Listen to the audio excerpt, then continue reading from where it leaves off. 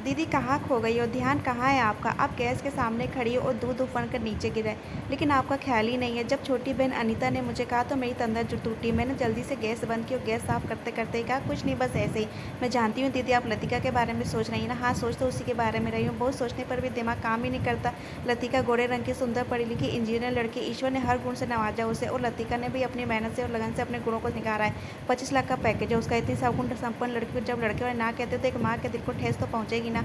आज सातवीं बार लड़के वाले लतिका को देखने उनके चेहरे से तो लग रहा था कि उनकी हाँ ही होगी, लेकिन जब उन्होंने कहा कि हर घर जाकर जवाब देते, ना जाने क्यों मन में शंका कुशंकाएं आ रही है। दीदी आइए हम हॉल में आराम से बैठकर बातें करते। हॉल में कूलर चालू कर आराम से सोफे पर बैठी तो थोड़ा सा सुकून मिला। सुबह से लड़के वालों की आवभगत करते करते बहुत थकान महसूस हो रही थी। ऊपर से मन में चिंता थी कि कहीं इस बार भी लड़के वाले ना कह दे। दीदी इस बार उम्मीद तो पूरी है कि लड़के वाले हाँ ही कहेंगे। देखो देखा नहीं आपने, लड़का और उसकी मम्मी किस तरह प्यार भरी निगाहों से लतिका को निहार रहे थे। लड़के की मम्मी ने तो यह भी कह देते कि उसे तो लतिका बहुत पसंद है। अब निर्णय सिर्फ लड़के के ऊपर है। ऐसा पहली बार थोड़ी ही हो रहा है। हर बार लड़के वालों के चेहरे से, उनके हाव भाव से हमें लगता है कि इस बार लड़के वाले के हाँ ही, लेकिन हर कोई ना घर जाने पर दूसरे दिन फ़ोन करके अपनी ना बताता है। कुछ समझ में नहीं आ रहा है कि आखिर ऐसा क्या हो रहा है। एक्सीडेंट में तेरे जीजा जी गए तब लतिका 5 साल की थी, पवन 2 साल का था। तब से आज तक पवन के सभी काम लतिका ने मिलजुल कर प्यार से करते। किसी तरह सिलाई कढ़ाई करके मैंने उन लतिका को पढ़ाया। कभी कभी मन में आता है कि आखिर कब तक ईश्वर मेरी सहन शक्ति की परीक्षा लेंगे। तेरे जीजा जी के जाने के बाद पूरे 20 साल से घर गृहस्थी का सब बोझ उठा रही हूँ। सभी रिश्तेदार से हमने मुंह मोड़ लिया था, क्योंकि उसे लगता था कि कहीं मैं उनसे कुछ सहायता ना मांग लूँ, कह के बुढ़ापे में बेटा हमारा सहारा है। लेकिन यहाँ पर तो 22 साल के जवान बेटे को मेरे सहारे की जरूरत है। सोच के एक बार लतिका के हाथ पीले हो जाए तो कम से कम एक बोझ से तो मुक्ति मिले।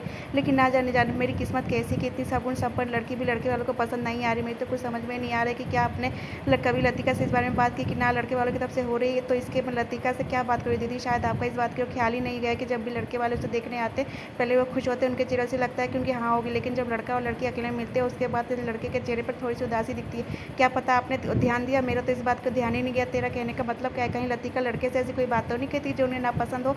लतिका ऐसा कुछ क्यों कहेगी? उसके साथ सलाह मशवरा करने के बाद, शादी के लिए उसके हाँ होने के बाद, लड़के का पूरा बायोडाटा उसे बताने के बाद, लड़के के बारे में पूरी छानबीन करके ही मैं लड़के वाले को देखने को बुलाती हूँ। हर लड़के के लिए मैंने लतिका की राय जानी है। फिर ऐसी बात क्या करेगी जिससे लड़का उसे ना कहे? दीदी फिर भी मुझे लगता है इस बारे में तो मैं एक बार लतिका से बात करनी चाहिए। इतने में लतिका सभी के लिए नाश्ता लेकर आई। मम्मी और मौसी जी लीजिए नाश्ता कीजिए। मैं एकदम से बोल पड़ी, नाश्ता बाद में करेंगे, पहले ये बता दो कि जब तू लड़के से अकेले में मिलती है तो उसे ऐसा क्या कह देती है कि तुझसे मिलने के बाद उसके चेहरे का रंग ही बदल जाता है। तुझे आज तक जितने भी लड़के देखने आए सभी के चेहरे से लगता है कि तू उन्हें पसंद है, लेकिन बाद में वो कहते हैं कि घर जाकर जवाब देंगे। उनका जवाब ना होता है। कितनी मुश्किल से अपने अरमानों का गला घोट कर तुम दोनों भाई बहनों को मैंने अकेले पाला। समाज के में कितने ताने सहे। पवन को तो मैं जिंदगी भर मुझे संभालना है। कम से कम 13 बोझ तो सर से उतरे, मुझे थोड़ी सी शांति मिले। लेकिन नहीं, मेरी तो किस्मत ही फूटी। तक थक गई हूँ मैं बोझ उठाते उठाते। मैं बुरी तरह फट पड़ी। मम्मी मैं आपके उसी बोझ को तो कम करने की बात करती हूँ। सबसे लतिका धीरे से बुदबुदाई, क्या मतलब है तेरा? मैं कुछ समझी नहीं। मम्मी मुझे अच्छे से पता है कि आपने हम दोनों भाई बहनों के लिए क्या क्या कुर्बानियाँ दी। पापा गए तब आपकी उम्र सिर्फ 28 साल की थी। आप चाहती तो दूसरी शादी भी कर सकती थी, लेकिन आपने शादी नहीं की। आपने अपनी हर खुशी को नज़रअंदाज किया। माना कि आप तंदुरुस्त थे, लेकिन आपकी भी उम्र हो रही है। धीरे धीरे आपको भी थकान आएगी। मैं ससुराल चली जाऊंगी तो पवन की देखभाल कौन करेगा? इसलिए मैं लड़के से कहती हूँ कि उनके परिवार के हर सदस्य का तन मन धन से पूरा पूरा ख्याल रखूंगी। सास ससुर जी की भी दिलो जान से सेवा करूंगी। लेकिन मेरी भी एक शर्त है, जब तक मेरी मम्मी तंदुरुस्त है, उनके हाथ पैर काम कर रहे हैं, तब तक कोई बात नहीं।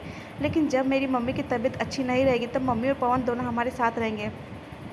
Oh my God! कितना कुछ कह डाला मैंने उसे, बोझ तक कह डाला।